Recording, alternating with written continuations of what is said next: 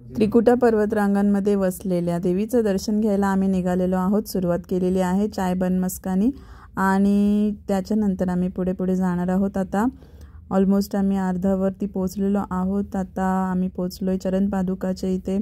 आमचं प्रथम दर्शन झालेलं आहे। अशीच यात्रा आमची पुढे चालू राहणार आहे। कसं आमचं दर्शन झालं वैष्णोदेवी मातेचं, कशी आमची यात्रा खूप सुखदायक आणि आनंदमय झालेली आहे।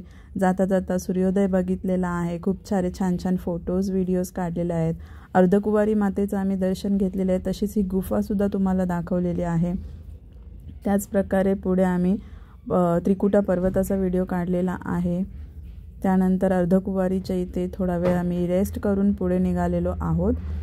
माझी ही पूर्ण ब्लॉग मी टाकलेला आहे। पार्ट 1 अपलोड झालेला आहे, तर तुम्ही नक्की बघा।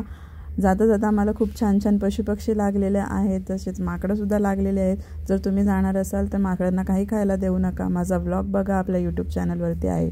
Thank you so much. जय माता दी।